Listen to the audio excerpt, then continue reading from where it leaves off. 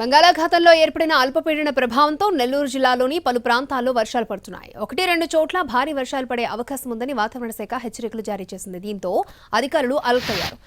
ఎలాంటి పరిస్థితినైనా ఎదుర్కొనేందుకు సిద్ధంగా ఉండాలని మండల స్థాయి అధికారులకు ఆదేశాలు జారీ చేశారు. ఈదురుగాలులతో తోడు వర్షం కురుస్తుండటంతో జనజీవనం అస్తవ్యస్తమైంది.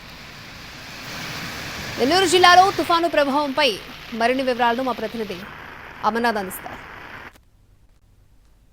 బంగాళాఖాతంలో ఏర్పడిన వాయుగుండం ప్రభావంతో ఈరోజు తెల్లవారుజామున నుంచి నెల్లూరు జిల్లాలోని పలు ప్రాంతాల్లో మోస్తరు వర్షాలు కురుస్తున్నాయి. ఈ వర్షాలు మరో 3 రోజుల పాటు కొనసాగే అవకాశం ఉండడంతో జిల్లా అధికార యంత్రాంగం అప్రమత్తమైంది.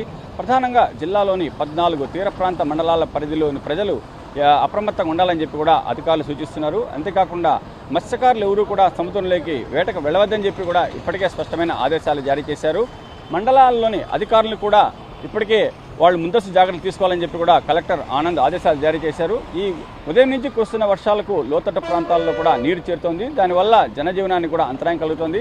ప్రస్తుతం మనం నెల్లూరు నగరంలోని వేదాయపాలెం ప్రాంతంలో ఉన్నాము. ఇక్కడ గమనించవచ్చు, రహదారులపైకి నీరు రావడంతో కూడా ఇక్కడంతా కూడా రాకపోకలు సాగించేందుకు ఇబ్బందులు పడుతున్న పరిస్థితి. నెల్లూరు నగరంలోని అండర్ బ్రిడ్జిల వద్ద నీరు చేరకుండా కార్పొరేషన్ యంత్రాంగం ఎప్పటికప్పుడు చర్యలు చేపట్టింది. వచ్చిన నీరును తోడేసేందుకోసం మోటార్లను కూడా సిద్ధం చేశారు. ఈ అండర్ బ్రిడ్జ్ వద్ద నీరు చేరిందంటే కనుక ఈ 2 వైపులా కూడా రాకపోకలకు చాలా ఇబ్బందులు కలుగుతాయని చెప్పి కూడా ముందస్తు జాగ్రత్తలు తీసుకుంటున్నారు. అంతేకాకుండా కూడా మరో 3 రోజుల పాటు భారీ వర్షాలు కురిసే అవకాశం ఉందని వాతావరణ శాఖ హెచ్చరికలు జారీ చేయడంతో ముందస్తుగానే లోతట్టు ప్రాంతాల ప్రజలను అవసరమైతే సురక్షిత ప్రాంతాలకు తరలిస్తామని చెప్పి కూడా అధికారులు చెప్పారు. ప్రజలు కూడా సిద్ధంగా ఉండాలని చెప్పి కూడా వాళ్ళకి ఇప్పటికే కూడా సమాచారం అందించారు. అంతేకాకుండా నిత్యావసర వస్తువులతో పాటు ఇతర కూరగాయలు, పాలు తదితర వాటిని కూడా నిల్వ చేసుకోవాలని చెప్పి కూడా అధికారులు వారికి సూచించారు. కలెక్టరేట్లో ఈ తుఫానుకు సంబంధించి ఎలాంటి సమస్య తలెత్తినా వెంటనే తెలియజేయాలని చెప్పి కూడా కంట్రోల్ రూమ్ను కూడా ఏర్పాటు చేశారు. అంతేకాకుండా కూడా కావలి, గూడూరు, ఆత్మకూరు తదితర ఆర్డీఓ కార్యాలయాల్లో కూడా కంట్రోల్ రూమ్లను ఏర్పాటు చేశారు.